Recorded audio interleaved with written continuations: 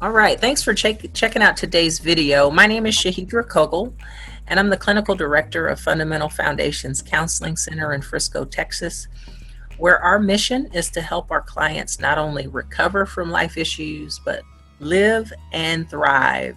And today I'm going to be sharing about our services, but more specifically, what support services we will be offering to spiritual first responders and faith-based leaders along with their staff in 2020. So for emergency responders, they know what occupational hazards come with the job. Their desire to respond to critical incidents and experiencing others in traumatic situations is just a given part of their line of work. And the same is very true with spiritual first responders. And here, let me get my screen going. So a part of what we do at the FFC Center is to help not only our clients work through difficult issues, but we do work with special populations, specifically first responders, veterans and their families, along with spiritual first responders. The type of support that we offer range from relationship issues to trauma recovery, complicated grief, and even Christian counseling support.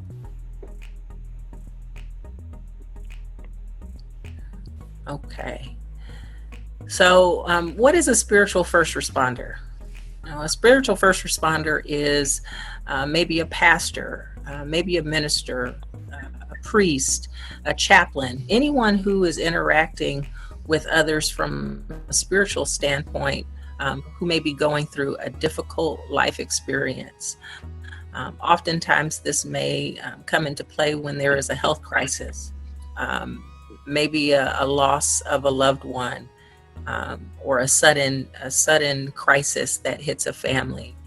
So spiritual first responders are exposed to many issues that impact their community and that impact their membership. And today, joining me are dear friends who have served in the ministry for 33 years. Pastor Kathy Burton and Pastor Larry Burton are here really just to share a bit of their experiences in the ministry, and I welcome them to be a part of this talk today. Many of the common issues that spiritual first responders experience range from their own personal and family stress, grief and loss, physical health issues, to even depression and anxiety. And hopefully we'll hear a little bit from Pastor Kathy and Pastor Larry. I'm going to be asking them a few questions about their experiences over that 30-year time span. So welcome to our video cast today. Pastor Kathy, Pastor Larry, say hello to the people. Hello, thank you for having us on. Yes. Hello, everyone. It's a joy to be with you today. Thank you for having us. Absolutely. I want you to share just a little bit about what your role is as a faith-based leader. I am a chaplain currently in the North Texas region. I'm with the International Fellowship of Chaplains. I'm also a local pastor at a church in Frisco, Texas. Yeah, Shahidrah, my background goes all the way back to early days of being a nurse. I'm an RN. I was a clinical nurse specialist back in the day, focusing primarily on cardiovascular issues. Worked a lot in the ICU arenas in various hospitals. Moved then into education, was a nurse educator for many years before God called me to ministry. And over the last 33 years, I have served in pastoral ministry. I've helped establish 3 churches in my lifetime. Currently pastor a church in Frisco with Pastor Kathy, my wife. I've been a part of the International Fellowship of Chaplains for the last 6 years as a leader, I guess you'd say, within the organization, but also a trainer, and been then engaged in the crisis piece through the FCRS, Frontline Crisis Response Solutions, and so serve in many ways with many hats. Wow, what a wealth of experience each of you have. Can you share what are some of the occupational hazards of your role in ministry that you've experienced over your different roles and different stations and time periods in the ministry? Well, one of the things that I have seen as an occupational hazard of first being a pastor, more so than even as a chaplain, is the fact that the people's needs and the issues many times are so severe, especially the soul issues, the traumas that they've been through, different things that have happened to them. And as a pastor, first I will say that one of the occupational hazards is being able to see these people over and over without any real success for them being able to move on. In the past, what we did is we used the knowledge that we had as a pastor to be able to help these people, realizing later on when we became chaplains that there was a trauma component that we were never taught as a local pastor. So once that we began to recognize the component of trauma involvement in many of these people's lives, it caused us to be able to help them maybe in a different way. But I think the hardest thing for me is not having personal time.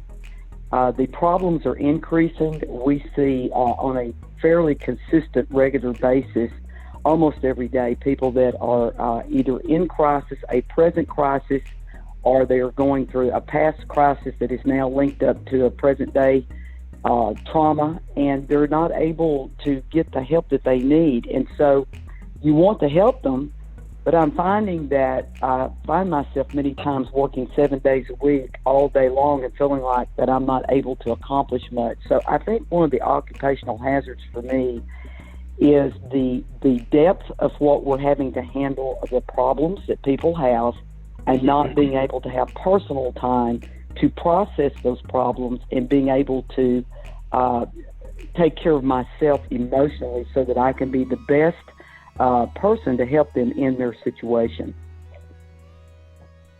Yeah, self-care is so key. How about you, Pastor Larry? Wow. Pastor Kathy couldn't have said it any better. In the beginning of ministry pursuits, there's always this, I use the word Pollyanna mindset of how everything's going to be wonderful. Everything's going to be great while we're serving God. And, life is going to be wonderful. We're just going to help people. And of course we do that, and that's our heart and joy to do so. But we find through time that, there are just a lot of issues in people's lives. And so while we are engaged in promoting the gospel and preaching the truth of the gospel, we also encounter issues with people, and our hearts as pastors are to help resolve those issues with people and their families. So we see a lot of people issues. We see a lot of pressures and a lot of expectations at times that we realize, I don't know how we're going to be able to measure up to the expectations that our church family may have of us at any given time. Things such as conflict resolution between married couples, between children and parents, death in the family, divorce, children on drugs and alcohol, and crises within the family. All of these things put a tremendous load and pressure on the pastors and the pastoral office. And add to that the public view, I would say, of pastors that, we're supposed to be above that as spiritual leaders, that we somehow are exempt because we walk in a spiritual realm that maybe the common church member doesn't walk in. And so because of that, we're not supposed to be stressed out, and we're not supposed to not have an answer, and we're not supposed to get tired. And unfortunately, we find out we are still human beings. And we're seeing such an increase today, especially in just conflict and stress and pressures just of society and life and just living.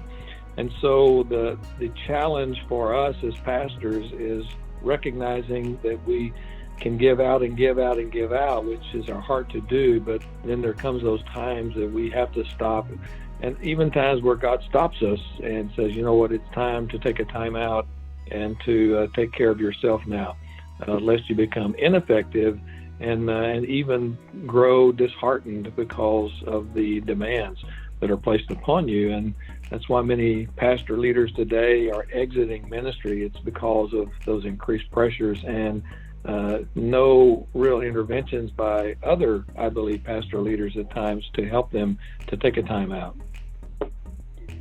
And Shahidrah, I'd like to add, too, that even as the role of a chaplain here in this community in North Texas, we also find that one of the occupational hazards is there are so many calls, and there's no time really to process your own emotion through what you have heard. We find, chaplains are not trained clinicians. They're trained in spiritual aspects of ministry, and hopefully they have some trauma training to know how to help those that they serve. But what we find out is that many times they go from one call to another call, and there's never any time in between to even assimilate or to process what they have been through, what they've heard. And I believe that's probably the greatest occupational hazard of the chaplain and of the pastor, not having a trusted person to talk with and someplace where they can process through their own emotions of what they've heard and witnessed. Yes, that is, all of those points are so valid. And I want to go back to that human being comment. And I think it relates to all of what you both have just shared. But I heard this statement earlier this week about us needing to be human beings and not human doings. Yeah. Continue to do and do and do, and we don't take care of ourselves, and we're not present, and we're not aware. Oftentimes we fall into this trap of feeling like we can do it all, but it has such an impact on our own well-being, our own mental health, our own physical health. So I appreciate each of you sharing those occupational hazards. I think is so key to know what those are, and I think a number of people will relate to exactly what you just shared.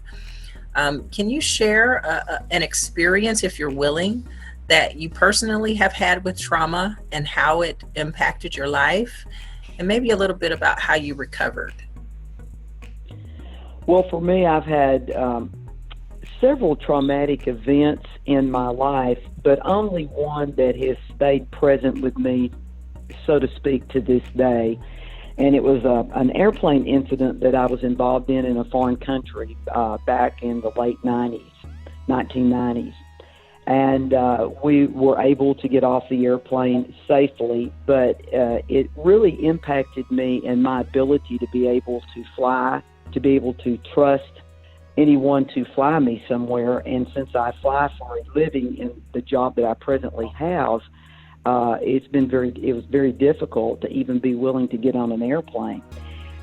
So what I did back then, I'd never heard of EMDR therapy, of which I'm now aware of today, but back then I just went to see a psychologist, and we walked through that trauma over a period of about a year, and I very quickly began to get back onto an airplane and fly. But to this day, there are still moments that I'm almost back where I was in 1999. If something seems like something's going wrong with an airplane, or if it seems like something is occurring that's beyond my ability to control it or protect myself, I find myself almost back in 1999 when I was in that plane incident. So what I've found that has helped me the most is talking about it. I had an incident just a few months ago. I was on a very short plane trip, and the plane was really was concerned that we were even going to be able to land without it crashing.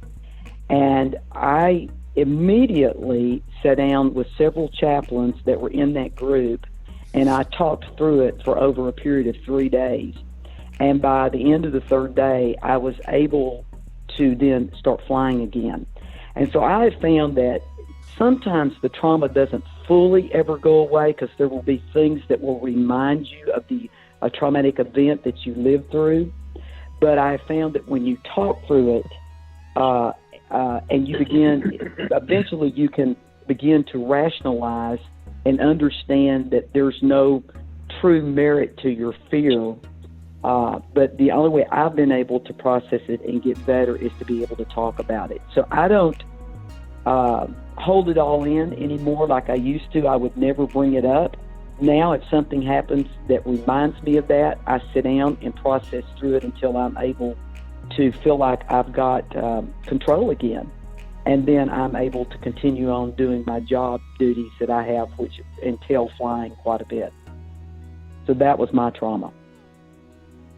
Thank you for sharing that. Talking about it helps, and being able to have a trusted and confidential space to talk through difficult memories and difficult situations becomes such a necessity, especially for pastors and spiritual leaders. Awesome. Yeah. Well, Shahidrah, mine was probably similar and different in many ways. I'm actually approaching a 2-year anniversary of a surgery I had to remove a mass from my left kidney. Turned out it was a non-cancerous mass, which was wonderful.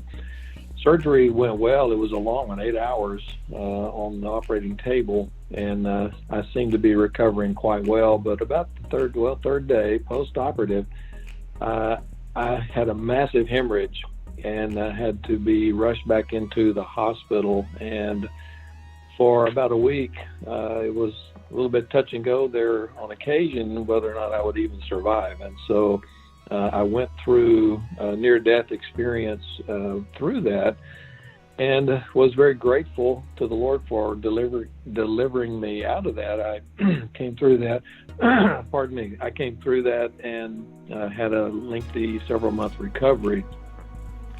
But on the heels of that, I began to experience a lot of anxiety, a lot of panic, some depression.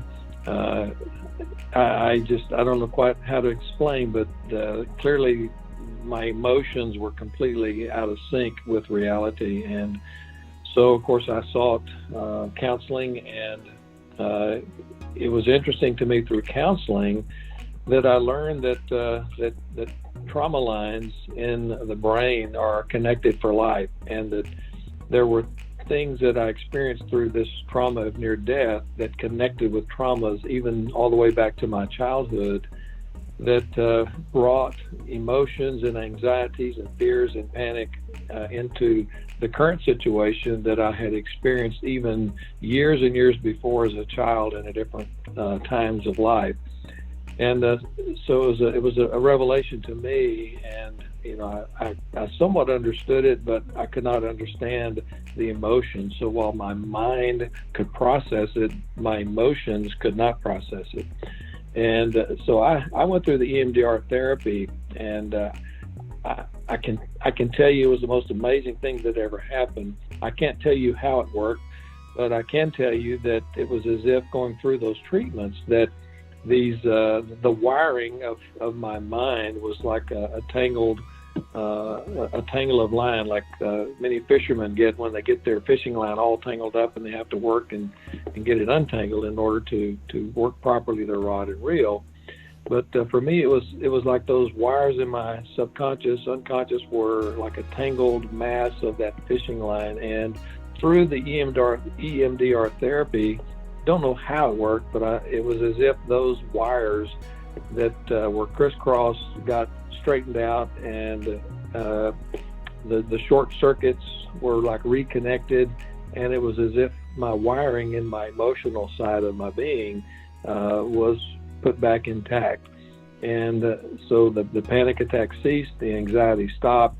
There are times that I have to pause and recognize that I'm getting a little bit too stressed out, so I'll stop, drop things, take time out, and work through some of those things that I do regularly to just maintain self-care, healthy body, healthy soul, and a healthy mind.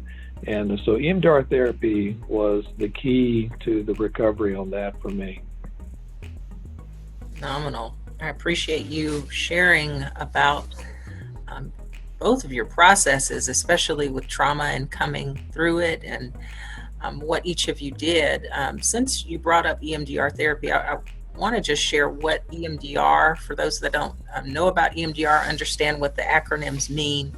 It means eye movement desensitization and reprocessing therapy. It's a non-drug, non-hypnosis psychotherapy procedure where the therapist basically guides a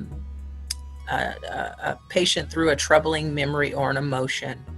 And it's really an opportunity to process an event on 3 different levels during an EMDR session. And how trauma is recorded in the brain and the body is recorded through your cognitive beliefs, your thoughts. It's recorded in your emotions, and it's recorded in your physical body. Many times when people are triggered by traumatic stress or past events or flashbacks or certain memories, it hits on those buttons of trauma that cause a reaction, a stress response. And EMDR, the whole purpose is to help decrease the intensity, to help those thoughts and those feelings not be so overwhelming. And really, it's built to help people who've experienced really any adverse life experience to be able to adapt and continue to function and thrive and move forward. So I appreciate you sharing about your experience with EMDR. It's a wonderful modality. It's one of the treatments we specialize in at the FFC Center. I do have a couple of more questions because I want any leaders to hear what was also helpful in your development and understanding what trauma is. So can you share a little bit about what trainings have been helpful in increasing your understanding of trauma and trauma recovery? Well, for myself, as a trainer for the International Fellowship of Chaplains, this is where I first began to understand trauma. I began to teach sections on trauma, PTSD, suicidology. So there were several things that I began to teach on that caused me to get further study through the International Critical Incident Stress Foundation. They have around 95 classes that are all centered around either crisis, some type of crisis intervention, or recognition of trauma or PTSD. So I've taken a number of classes with them. I also have done a lot of reading from psychiatrists and medical doctors regarding trauma. And if I might make just one statement here, Shahidrah, there is a book called The Body Keeps the Score.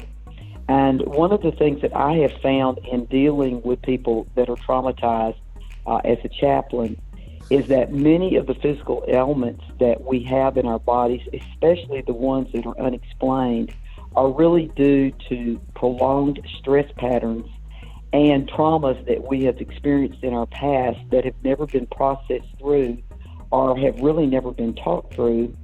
And so I find that I'm a great observer of people, of some of the techniques that I've learned. I now look for those things in people, which helps me quicker get to what is going on with that person and able now to really refer them out. I refer a lot of the people out that I help because in my line of work, what I do is I'm the first line of defense for the actual crisis. I'm not there for a long-term solution for trauma because that's not my training. My training is a crisis interventionist, which is when the crisis first occurs, we try to intervene at that moment.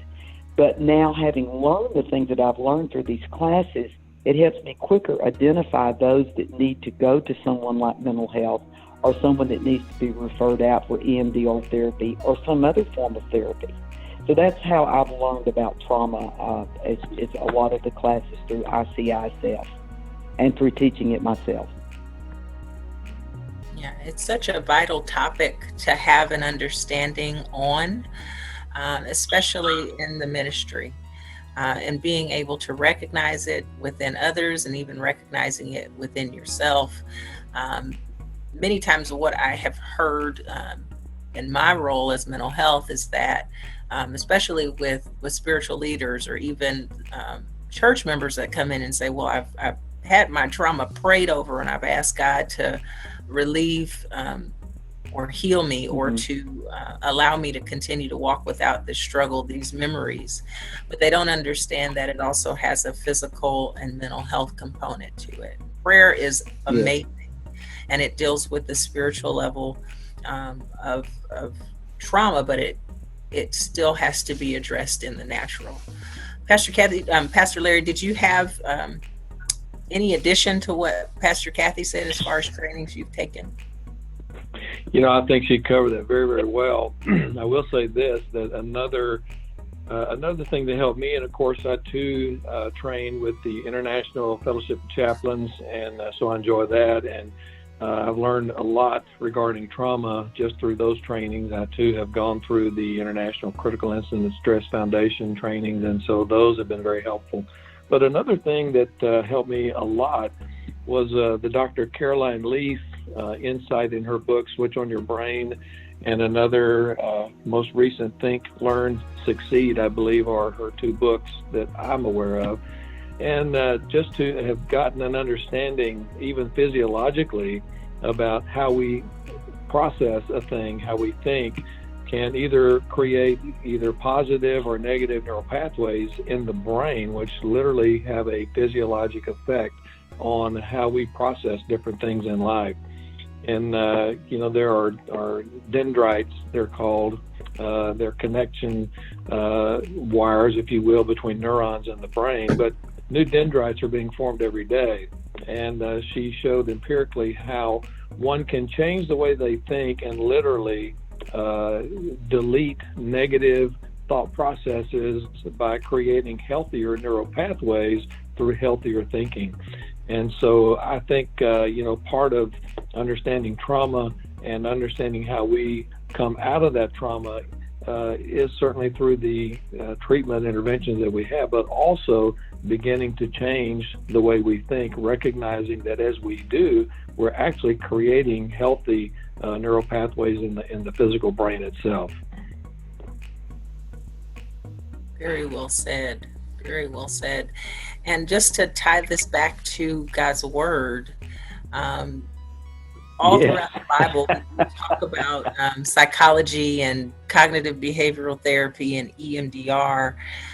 The word starts and it says, renew your mind, right? And so that's really what, you think about CBT, cognitive behavioral therapy, is really a practice of knowing how to renew your mind. So I appreciate you sharing that.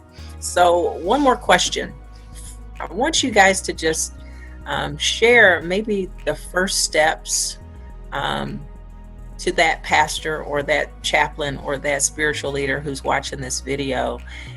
If they are at that place right now where they are low, trying to figure out what to do next, dealing with the past trauma, dealing with hopelessness, what would be some of the first steps that you would encourage them to take as a faith-based leader? The first step that I would encourage them to do is to talk to either a very trusted colleague, someone possibly that is in the same field that they are, that will maintain confidentiality. And if there's not a trust level there or an opportunity with someone that they know at that level, then I would recommend that they find probably a Christian-based mental health person. I am really big on talking and processing through. And many times what happens when someone is traumatized is they just can't, their thoughts are chaotic and disorganized, and they can't put things together for it to make sense. So I have found that step number one, when you're down and you do not know what to do, you must find someone that you trust and begin to talk through those things. That's my first really recommendation for someone that is going through a hard time. Yeah, that's good, Pastor Kathy. And you know what, I think too, Shahidrah, because ministers are men and women of faith, But oftentimes when we find ourselves going through these emotions and we're being challenged, or we've been hit, as it were, by a traumatic event, or even secondary trauma, listening to another person's trauma, and you become traumatized just by what you're hearing and witnessing and having to help another walk through, that to experience the trauma is not a faith issue. It's not a lack of faith in God. It's not a lack of a spiritual wherewithal. Again, it comes down to we're human beings as well as being ministers of the gospel. And so recognizing that will keep one from trying to just hold it themselves, walk through it themselves, and try to carry it and process it themselves, when the truth of the matter is we need one another. The body of Christ is built to be, quote, dependent upon one another. It's not about the one or two who know it all and carry it all. It's about all of us together who carry not just the message of the gospel, but project and exemplify the gift of the life of the body within the gospel. So knowing when it happens not to be fearful or think somehow they failed as a man, woman of God, I think that's important. And I think too, yes, reaching out to trusted individuals, trusted friends in the ministry that you can reach out to. Knowing those in the ministry who may have gone through other issues just like this, and reaching out and saying, how did you do this? How did you walk through that? And beginning to reach out to supports and not feel weak spiritually in doing so. I think it's a strength to recognize weakness, and even the Lord says, "When I'm weak, then I am strong." And the I is Christ Himself. When I am weak, I find out He is strong. And He knows how to help me individually, but He also knows how to help me corporately. And so I think being open, being honest, reaching out, not seeing it as a weakness, not looking at it as a lack of faith or an attack on your anointing, but it's just a fact of normal human life that we are going to go through, and God has given us the tools and equipment through gifts of men and women of God to help us to get through it and to come out on the other side, not just victorious, but stronger, and being enabled even to help others down the road like we were helped ourselves. And if I might offer this, Shahidrah, also as we're closing, when God made us, He wired us for two things. He wired us for purpose, and He wired us for relationship. And as a chaplain and as a pastor, I can tell you that it many times is a very lonely walk because of the confidentiality of the matters that you are handling. So what happens is you don't have that many people present in your life that you can fully trust to say how something is making you feel. So then when you become burdened down by the needs of others, what happens is you begin to wonder what your purpose is. And what I've found is where a lot of our pastors and faith-based leaders are today is a lot of them have lost their purpose. And so I would say that there are two things that I recommend above everything else. One is a timeout. Whether it's a month or 2 months or 3 months, you must take a timeout from what you're currently doing. That's all the responsibility and the load of what you're walking through. And then you must have someone that you trust that you can talk to, because where the enemy wants to keep all of us as people that are really, we're spiritual paramedics is what we are. Where he wants to keep the pastor and the chaplain is in that place where they've heard so much that they've become burdened by the load, and now they've lost all hope. And so it's a tactic of the enemy, and so we have to be wiser than that. And so by talking things out with people that we trust, we will find many times our purpose again. And that load begins to lift because we share one another's burdens. We were made to be interdependent, not independent. Yes. And I think that's what happens many times to those of us that are in this type of work. We have become very independent, especially because of confidentiality, when we need to be very interdependent, if that makes sense, related to one another.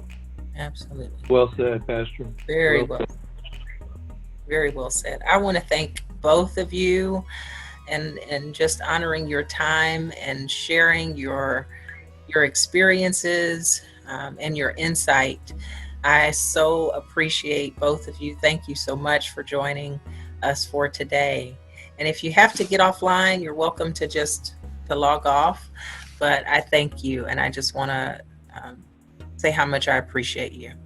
Yeah. Thank you so much for having us on, Shahidrah. It's a joy to be with you. We love and appreciate you and all that you are doing as well to help all of us. So thank you for all you do. Absolutely. Blessings to you. Blessings to you. Okay.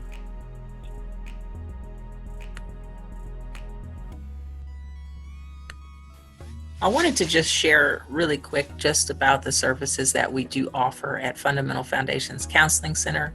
One of the programs we are launching for 2020 is our mental wellness support program. This program is open to the community, but we're specifically offering it to first responders, nurses, spiritual first responders, those who engage with the public, many times when those people are in their worst moments. And to keep you strong and to allow you to be resilient in your line of work, we want to offer more of a medical model of services in the form of mental health checkups to those who service other people. The mental health checkups is really an opportunity to check in with a licensed therapist in a confidential format to walk through not only a mental wellness assessment as a check-in and check-up, but also to get a scorecard, to get an idea of what things are going well, what areas need a little boost, and to have some accountability and support along the way. We do offer mental health checkups on an annual, biannual, and quarterly basis. And those serve as just points on the calendar as check-in points to make sure that you're staying well and that you're maintaining your level of self-care that is necessary for you to do what you do and do it well. Our mental health checkups can be scheduled online, and we're currently, as the year ends and moves into the top of January, we're offering a special discount on those wellness checkups for the entire year. And so we invite you to check that program out. You can find out more at www.theffccenter.com. We also offer EMDR services and other treatment recommendations specifically for trauma and really any adverse life experience. At the FFC Center, we not only work with trauma, we deal with relationship issues. We offer marriage counseling, family counseling, and Christian-based counseling. As I mentioned earlier about eye movement desensitization reprocessing therapy, it's an extremely helpful process for anyone who may be stuck on a situation or on a decision or a past experience. To find out more about if EMDR would be right for you, we welcome you to give us a call at our office, 214-475-0345. Thank you so much for your attention. If you have questions, if you have additional concerns, feel free to reach out to us. We would love to help you and offer you support. Have a great day.